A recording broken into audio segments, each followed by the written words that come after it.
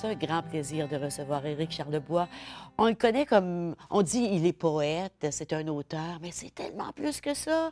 Bien, c'est plus que ça, c'est déjà beaucoup. Hein? Merci, Éric, d'être là. Bien, premièrement, c'est un nouveau papa. Oui, absolument. Nouveau Oui. papa de bébé de 3 semaines, un Non, mois. un bébé de 10 jours à l'heure actuelle. 10 jours. Oui, oui. On a fêté ces 10 jours hier, ben oui. Félicitations, tout le monde. Nicolas dit félicitations. Merci, merci. 10 jours. Bien, on enregistre aujourd'hui, on est au début décembre, Ouais. c'est le 7 décembre. Donc, il est né... Il est né le 27 novembre. 27 novembre, Ouais, le petite lundi 27. puce. Ouais. Mhm. Il s'appelle Isaac. Il s'appelle Isaac, oui. Pourquoi Isaac? Isaac, parce que c'est un nom qui a quand même une certaine consonance dure, ce qu'on voulait. Je t'avoue qu'on a gravité autour, évidemment, de certains prénoms potentiels. Puis je le dis en souriant parce que j'ai toujours quelque peu eu peur de ces clichés-là. Et j'entendais les parents en devenir, donc, qui débattaient, puis je trouvais ça quétaine par instant. Et là, ben c'est nous qui y étions plongés. On a débattu. On a eu Frédéric longtemps, mais comme ce n'était pas Frédéric, ben on a jugé que le petit allait souvent devoir reprendre les gens qui l'interpellaient. Puis on ne trouvait pas ça le fun pour lui. Pourquoi? Je comprends pas. Ben ce que tu me dis. Frédéric, alors que, Frédéric. mettons, ses enseignants auraient peut-être supposé Frédéric. Frédéric. Et là, ben le petit aurait Ah, tu eu voulais à avoir objecter. Frédéric. Ben, non, c'est Ah, Frédéric. OK. Et on voulait la dureté du Tu cri. voulais pas avoir le Éric dedans. J'aimais beaucoup le Éric. J'adore mon Ben prénom, oui. soit dit en Ben passant, oui, même oui, s'il est très répandu pour les gens de mon âge, là. J'adore la dureté du prénom, puis je voulais qu'on puisse quelque peu éprouver ça aussi dans le prénom du petit. C'est tellement toi, ça. Tu sais, comme... Pour toi, la matière première, c'est le mot. Oui, absolument. Le mot est important. Je peux Oui. pas croire que tu trouvais ça quétaine quand tu entends des parents parler ça, parce que tu as l'air... Je pense que c'est ça que tu fais tout le temps. Tu prends les mots, tu les tournes de tous les côtés. Bien, écoute, la distinction principale entre le prénom pour les parents en devenir et le mot en tant que tel, c'est que le prénom est une source de débat et le prénom, malheureusement, n'est pas unique. À savoir que trop souvent, ces parents-là font appel à des banques de prénoms. Et puis là, ben, c'est là qu'on procède par élimination. À Alors des- que à quand des on écrit... modes. À des modes, oui. Il y a des tendances, absolument. Mais tout ça, on n'est pas conscient des tendances, parce que moi, je me souviens quand mon fils aîné est venu au monde, je m'étais toujours dit, si j'ai un fils, je vais l'appeler Jean-François. Mais je connaissais personne là, qui disait ça. Je connaissais même pas Jean... Oui, je connaissais Jean-François Tassé, je pense, qui faisait un coureur des bois à la télévision, là, un acteur. C'est le seul Jean-François que je connaissais. C'est un nom, je connaissais personne. Mais je m'en vais à la clinique la première fois, comme toi, après 3 semaines, un mois. Il n'y avait rien que des Jean-François dans la place. Ah non, écoute, C'est comme, c'est des on a tendances, sondé aussi des écoles primaires autour. Ah oui, On hein? a sondé de nos amis qui avaient des enfants à l'école primaire. C'est quoi le nom qui est la mode de ce Il y a beaucoup de Liam, qui est un nom qu'on Liam, a pressenti pour un certain temps, mais ça manquait de dureté. Fait que là, on a Isaac, Patrick, Charlebois. Le Patrick, j'y tiens. C'est pas un nom composé, à savoir qu'il n'y a pas de trait d'union, mais Patrick fait comme partie de son Pourquoi tu prénom. veux avoir quelque chose de dur? Il me semble C'est que t'es une pas bonne question. C'est pas pour de la rudesse, c'est plutôt pour de la résistance, je Affirmation. crois. L'affirmation de soi, oui, absolument. Signaler sa présence et la conviction. S'il y a un mot qui traverse à peu près tout ce que je fais, de toutes les secondes, de tous mes jours, c'est la conviction, absolument. Oui. La conviction. Mhm. Et écoute, quand on regarde tout ce que tu fais, c'est certainement pas la conviction et la confiance en toi qui manquent. Écoute, je vais regarder, tu me permets? Oui, oui, vas-y. Déjà, j'avais des papiers, maintenant, j'ai plus de papiers quand je fais une émission. Je vais rien que vous dire qu'est-ce qui est écrit quand on fait une recherche sur Éric Charlebois. Parce que tu es aussi président de l'Association des Oui, auteurs oui. de l'Ontario. Oui. Comme si tu avais le temps. Éric, il est reconnu comme étant poète, bien sûr. Attendez une minute, j'y arrive. Est-ce que tu as déjà vu? Il est traducteur, interprète, réviseur, conseiller, notamment littéraire. Il est animateur, formateur, conférencier, développeur entrepreneurial et entrepreneur. Et là, tu viens d'ajouter une nouvelle corde à ton arc. Tu es aussi traducteur littéraire. Oui. Mhm. Absolument. Puis c'est la raison pour laquelle je t'ai invité, mais c'est pas la seule raison pour laquelle je t'ai invité. Parce que j'aime toujours te parler, Éric. Bien, c'est réciproque, Et Ginette. tout ce que tu le fais bien. C'est toi, ça va avec ton nom, ça va avec ta personne? Ça va avec le perfectionnisme, qui est un mot galvaudé, là. J'aime mieux considérer qu'au-delà du perfectionnisme, c'est une satisfaction qui est possible. C'est une certaine visée qui peut trouver sa fin. À savoir qu'il y a énormément d'audace qui est impliquée dans beaucoup de ce que je fais. Mais l'audace, j'ai toujours cru qu'elle devait être mesurable. Et puis, il y a une façon de mesurer l'audace, et puis c'est d'en arriver à un résultat quelconque. Oui. Oui. Absolument. Toi, un défi, tout défi qu'on te présente, tu l'acceptes ou est-ce que tu dis toujours oui? Je dois répondre à l'affirmative à ta question et mon épouse vous dirait, avec un soupir, effectivement, oui. Écoute, il faut que je jauge mieux mon temps. Il faut absolument que je me permette plus de sommeil. Là, avec Isaac, effectivement, il y a des choses qui sont remaniées. Il y a une refonte de mon horaire. Pour répondre plus directement à ta question, oui, j'accepte tous les défis en me disant que si on a pensé à moi pour telle tâche ou encore pour tel projet, c'est qu'on a confiance en moi. Et je trouve ça flatteur. Oui. Puis, tu sais, qui penserait à un poète pour lui demander d'être un coach de gestion?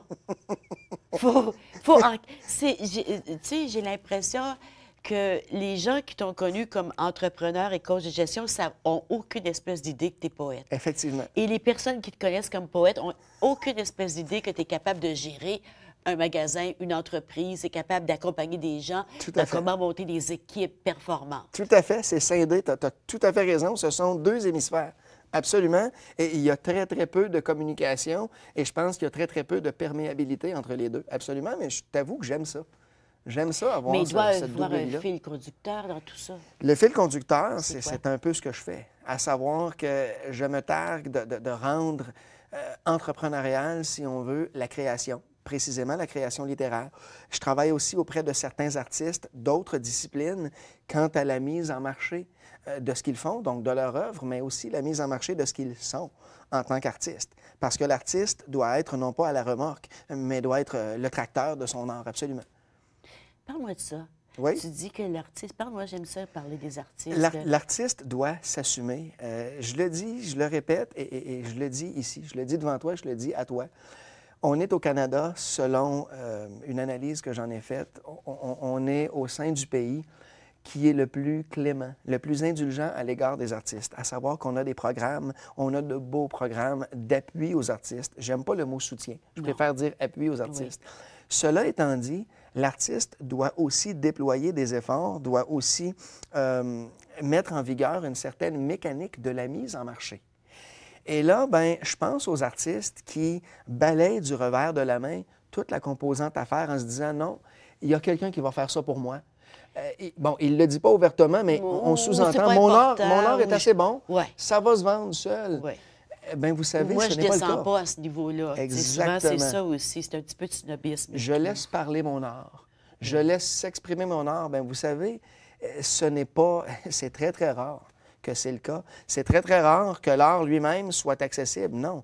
Il faut à ce moment-là avoir un certain convoyeur, une courroie de transmission de notre art, le rendre au grand public. Oui. Le lectorat immédiat, quand on offre une prestation en poésie, il est peuplé de très, très peu de convives. Une soirée à 30 personnes dans l'auditoire, c'est une belle soirée en poésie. Et donc, si on veut effectivement que ça soit, un temps soit peu, un gagne-croûte au moins, à défaut d'être un gagne-pain, il faut que ça se diffuse au-delà de la soirée de prestation en question.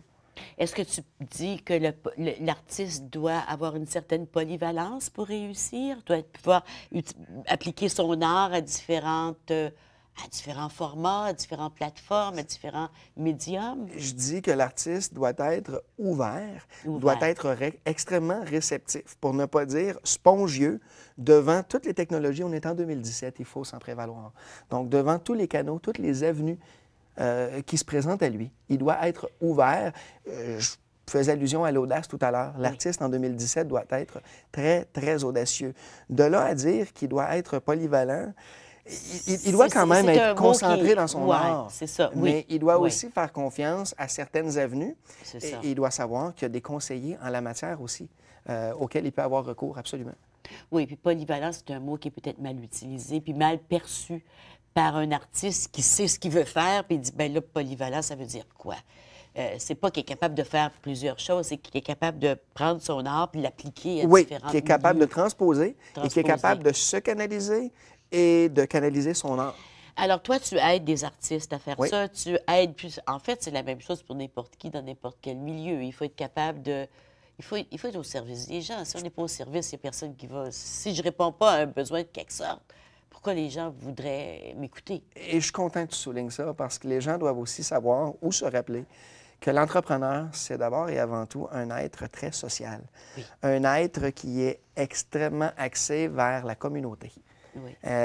Innombrables sont les heures que l'on consacre, que ce soit mon père, que ce soit moi-même, que l'on consacre à des comités, à des conseils quelconques, à l'organisation d'événements Là, qui tu sont parles, purement communautaires. tu parles d'entrepreneur, Éric, qui met son cœur dans son entreprise. Tu parles de l'entrepreneur qui a créé quelque chose qui lui ressemble. Absolument. Tu parles pas de l'entrepreneur style Donald Trump qui Non. fait rien que mettre son nom sur un édifice pour faire Non, de l'argent. absolument pas. Je parle de l'entrepreneur là, qui,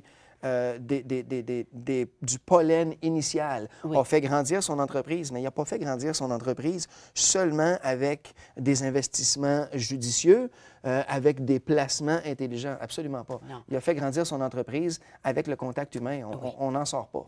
On n'en sort pas, On parce n'en que c'est sort pour pas. ça qu'on est là, puis la relation à l'autre. J'aime beaucoup quand tu parles du livre électronique et tout ce qui se passe sur... tu commençais à en parler tantôt. Tout ce qui se passe grâce aux technologies ou en dépit ou à cause de... Comment tu vois la technologie dans... toi étant un auteur, Oui. écrivain, poète, est-ce que les gens lisent moins, lisent peu, lisent pas bien? Comment tu vois ça, là? Je suis donc content que tu me poses la question en ondes. D'emblée, je vous réponds que les gens lisent énormément plus. Regarde, on s'en va à la pause. On s'en va à la OK? pause. Je vais t'arrêter.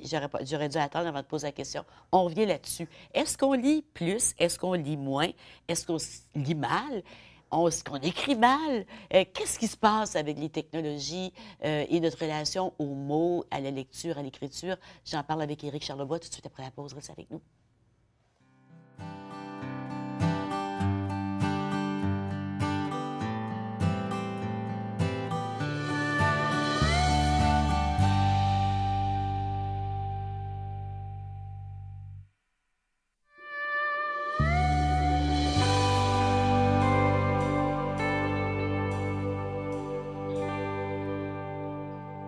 Je suis en compagnie d'Éric Charlebois.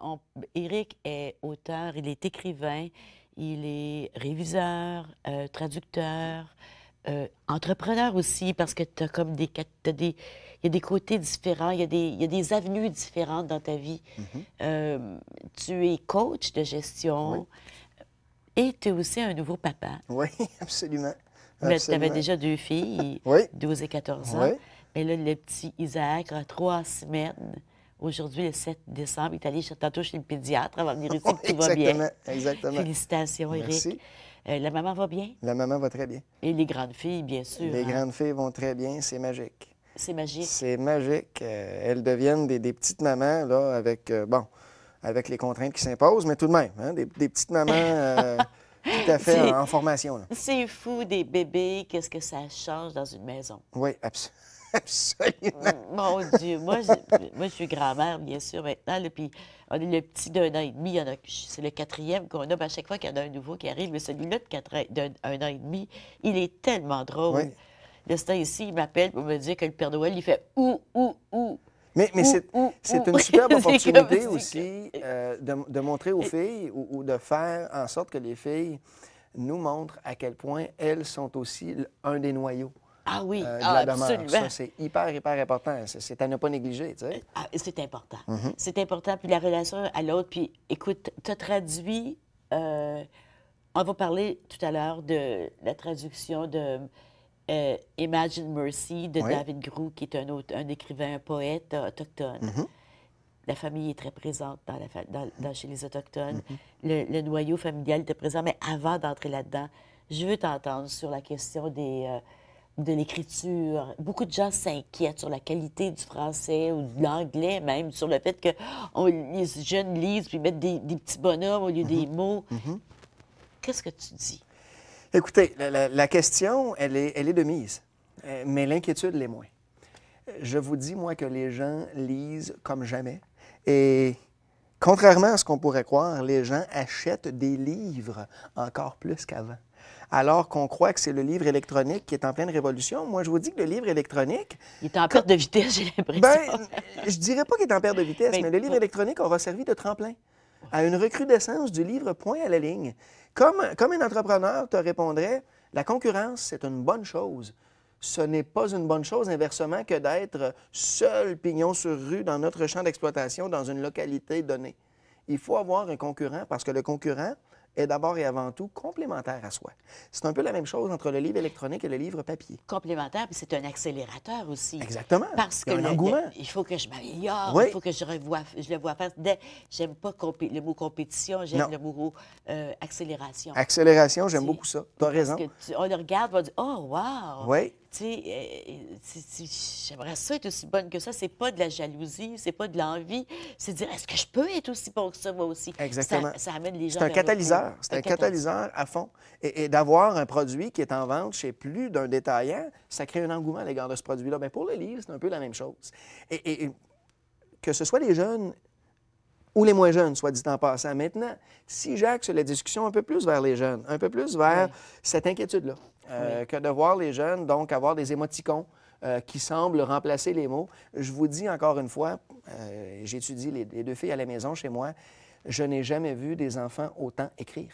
Et que les émoticônes remplacent effectivement de la ponctuation, avouons-le, parce que ça remplace souvent des points d'exclamation. Il faut l'avouer. Oui, puis ça donne un sens.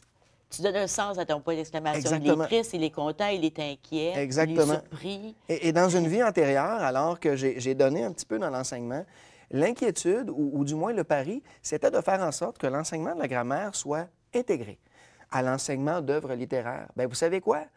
Ça a plus ou moins fonctionné. Du moins, ça n'a pas fonctionné à la cheville de ce qu'on a devant les yeux en ce moment. On a des enfants qui ont le goût d'écrire.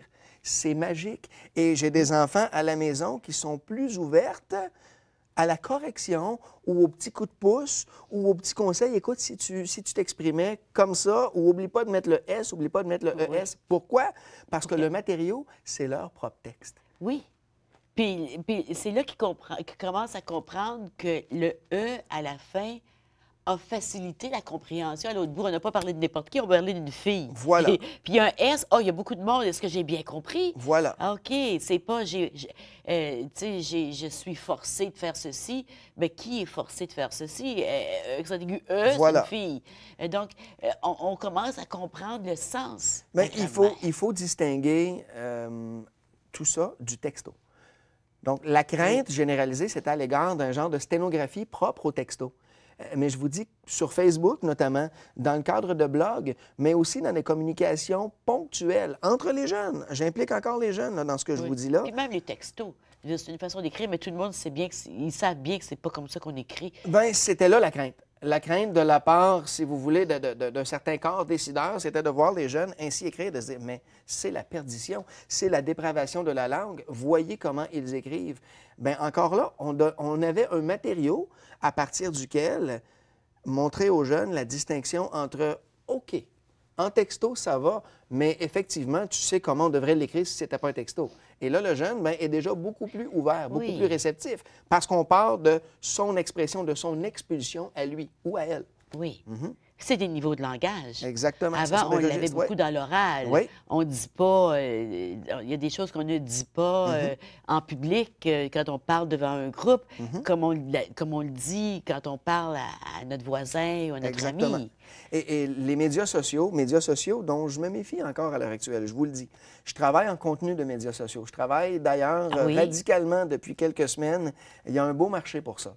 Des articles de fond pour les entreprises. Donc, non pas seulement vendre le produit, mais avoir, si on veut, une production de fond, l'utilisation du produit en question. Bref, je reviens au cas des médias sociaux. Les médias sociaux auront conféré un sérieux à ce qui, auparavant, était véhiculé par les courriels seulement. À savoir qu'un courriel, ce n'est pas une publication parce que c'est dirigé vers un récepteur dont on inscrit le nom dans la case récepteur, n'est-ce pas? Puis qui va le lire plus tard, s'il y a voilà. le temps. Alors que les médias sociaux, c'est une publication dans l'immédiat. Et je vous dis que jeunes et moins jeunes sont très à l'affût de ce caractère-là, le caractère sérieux, le caractère du « oh mon Dieu ». Il y a des gens dont j'ignore l'identité, qui liront ça sous peu. C'est ça. Donc, il y a comme eu Puis qui un peuvent ressac. être n'importe où à travers le monde. Là. Voilà. Là où il y a peut-être lieu de réfléchir, je ne veux pas dire s'inquiéter, mais réfléchir, c'est sur la rigueur avec laquelle on regarde un texte. Puis, écoute, c'est pas les médias sociaux qui vont avoir apporté cette nécessité de se questionner sur qu'est-ce que je lis? Est-ce que c'est vrai? Est-ce que c'est pas vrai? La validité. Est-ce que c'est faux? Est-ce que je peux le valider? Oui. Tu sais, moi, j'enseignais à l'université, puis écoute, au début des années 2000, jamais on aurait accepté une référence qui venait d'Internet. Maintenant, ça fait partie de la vie. Mais on n'aurait pas accepté parce qu'on disait, ben là, comment vous allez faire pour valider? La source, l'origine de la source. On regarde qu'est-ce qui se passe. Il est là le mot-clé, le mot source. À savoir que par le biais d'Internet, maintenant, on a accès à des sources indéniables, inébranlables, et des sources qui ont figure d'autorité. À savoir qu'il y a des revues savantes. Comme tu le sais, je suis encore à l'université moi-même, et on a cette mise en garde-là. Oui, presque hebdomadairement, assurez-vous que vos sources ne soient pas que, et on le dit un petit peu de façon condescendante, que Wikipédia. Oui. Bien, vous savez quoi? Il y a des revues qui maintenant sont accessibles par le biais d'Internet. Donc, c'est un accès aux sources Internet. Absolument. Écoute, tout est là. Voilà. Tout est là. Même Voilà. des sites, même des textes ésotériques que personne n'aurait pu voir déjà. Tout y est. Donc, Internet, ce n'est pas que fou. des articles qui manquent peut-être quelque peu de légitimité. C'est un accès vers la légitimité. Mais là où je voulais en venir, puis c'est peut-être pas l'objet de notre rencontre aujourd'hui, mais c'est toute cette question présentement qu'on entend beaucoup sur les fake news. Oui. Puis qu'est-ce qui est vrai, puis qu'est-ce qui est pas vrai, puis comment on fait pour savoir qu'une source est bonne?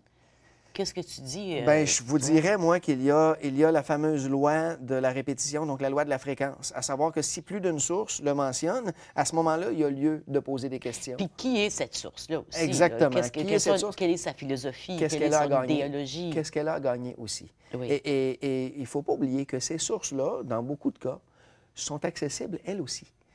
À savoir qu'on peut communiquer avec ces sources-là.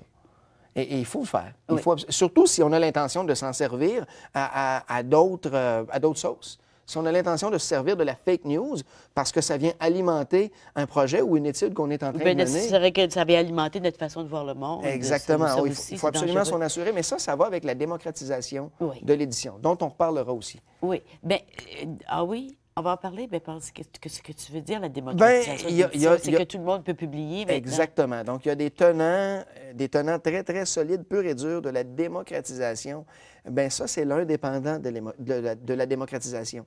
Mais là, le danger, c'est aussi qu'on se retrouve avec n'importe quoi. Puis, voilà.